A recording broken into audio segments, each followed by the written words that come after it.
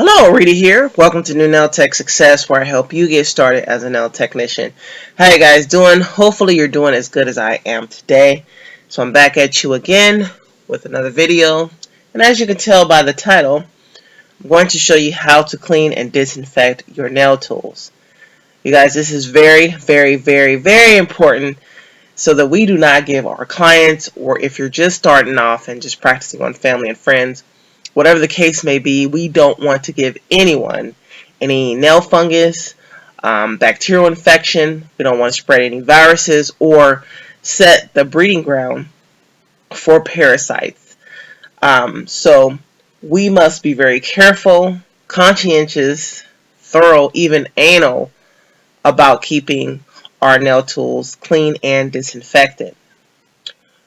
Because, as I have posted here, um, if a nail tech is found liable, then we can be found legally responsible, aka sued, aka big bucks, aka a whole lot of frustration and angst that we do not want to deal with.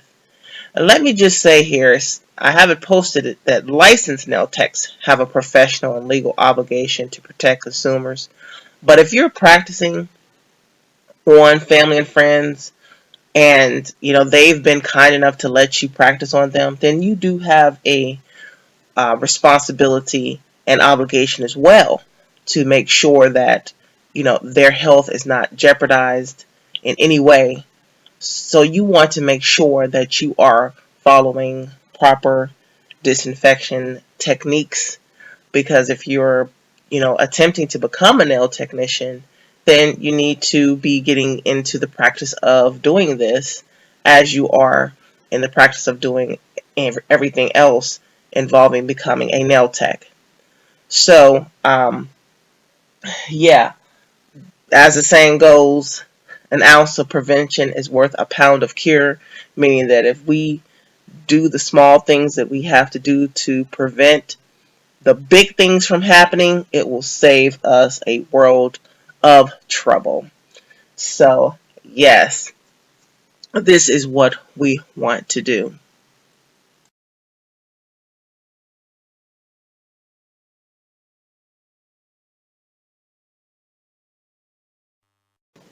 So, I want to ask you guys a question. Do you think that you can give yourself an infection? Well, the answer is yes, we can. This was surprising to me. As I was doing my research, I came upon this, and yeah, it was quite a shock. Um, Let me just tell you that what a lot of nail salons have done or have attempted to do in the past was to have each client have their own client pack, which includes their files, their buffers, only for that client. So you come in for a nail service, and whatever file or buffer or whatever was used on you is then put into a little pack, so that when you come back again, you have that same item. You have those same items. They just pull your name or what have you. But a lot of states have banned those because um, the bacteria that's commonly found on skin can be, once it's stored, can multiply. Even though it's your own, it can multiply. And then when you come back to that salon, it can infect you, especially if it's in a closed place and it's the warm environment for the bacteria to grow. Then you can get an infection from your own items. And that was a shock to me. So I thought about it. While I'm at home, I'm not doing clients or anything right now. And I'll admit, I'm not as quick to disinfect my tools because I'm thinking, hey, I'm just doing myself. I'll get to it. But the same thing can happen at home. You know, airborne pathogens, microorganisms is out. They like dirt, just like it, in a home. That's why we keep our homes clean. That dirt on your nail tools, um, dead skin from cuticles or whatever, can set the breeding ground for any airborne pathogens to go ahead and just start multiplying. So when you use your tools again, there you go. You can have an infection. You can give yourself an infection, and that was surprising to me.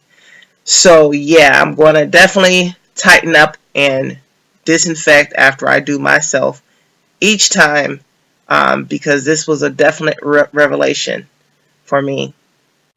So if you're like me and just practicing on yourself right now, we just want to make sure that we are quick to disinfect our tools after we use them each time on ourselves like we would on a client, so that when we get in the shop, it's second nature to us. We don't have to think about it. It'll just be automatic. We'll have the procedure down packed like we have our morning routine. Brush your teeth, get in the shower, and what have you.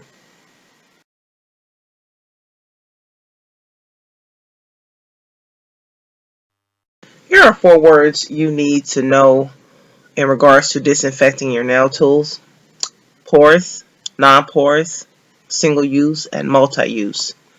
The definition of porous being having minute spaces or holes to which liquid or air may pass, and I'm adding this, bacteria or any other harmful thing.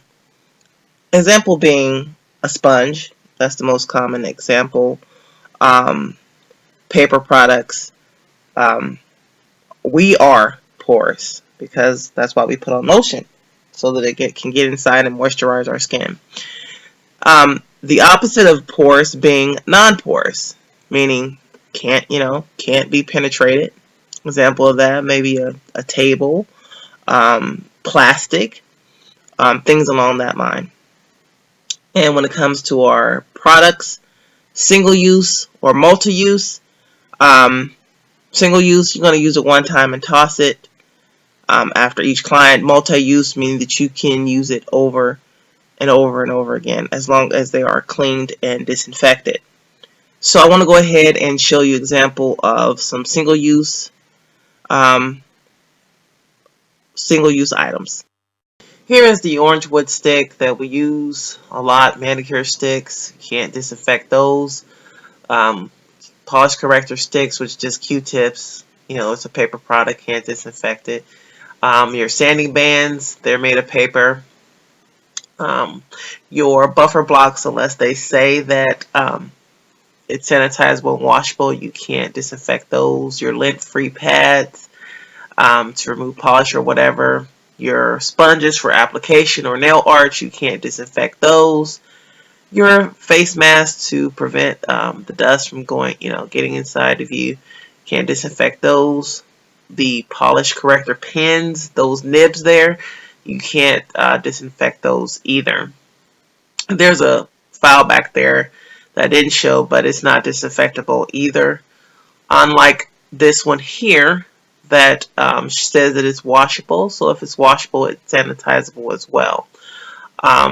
Your basic manicure, pedicure supplies you can sanitize, like your nail brush, your scissors, they're hard, non-porous items, your permanent nail drill bits, your cuticle pushers, all hard, all non-porous, all can be disinfected. Your foot files that are made like that you can take apart, um, can be disinfected.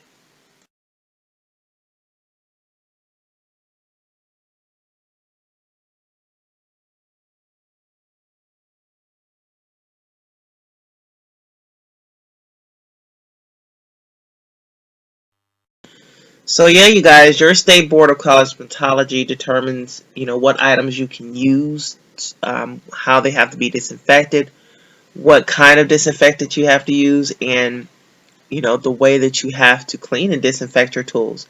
When you're in school and you're taught how to disinfect your tools, you think that that is the way that you have to do it.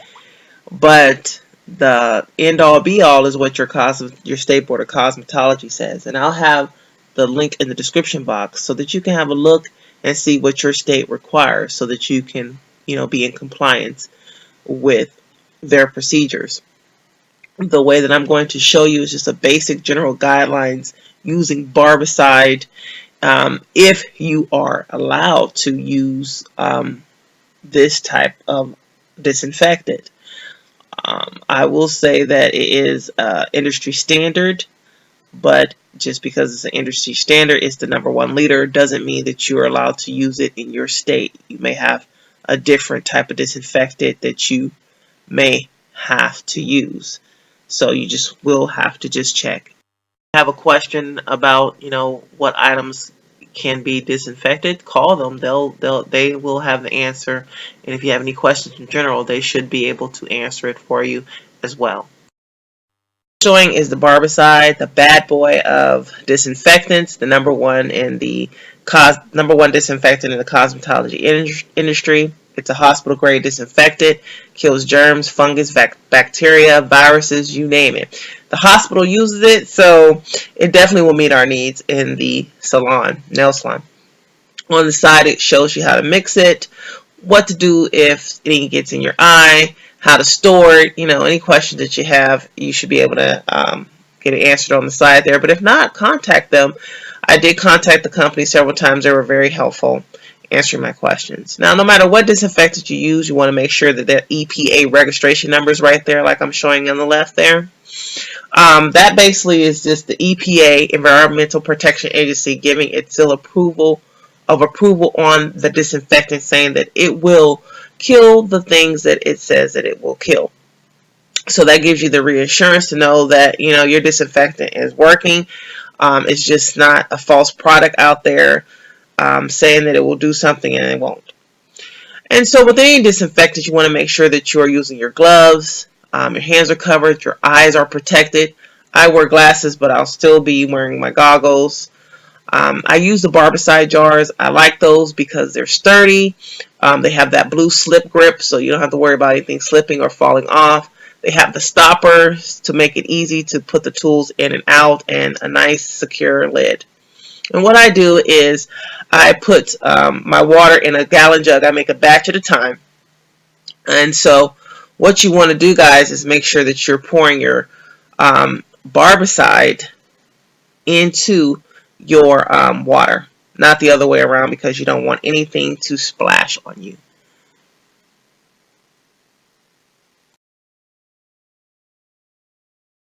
Okay, so you want to wash your tools thoroughly before placing them in the Barbicide. And then you're going to dry your tools or let them air dry. Then you're just going to put your tools into the solution for at least 10 minutes. After the 10 minutes, you're going to go ahead and rinse your tools again thoroughly. And then you're going to go ahead and dry them off and put them in a covered container. That's just a Dollar Tree container. And that's it, guys. About the Barbicide, if it is cloudy, you need to change it. If you make a batch of it, you can only keep it for 1 week. And it's really simple to mix and use. So in closing, guys, as nail technicians, we can only provide service on healthy nails, and it's our job to keep them that way by following the correct disinfection procedure. So let's go ahead and do that. If you have any questions or comments, you can, of course, put them in the comment section. And if you have yet to become a part of the family, please do so. And you guys, if you are inclined to buy any of the Barbicide products, please use my affiliate link. It helps to support the channel. And I thank you guys so much for doing that, those of you who have.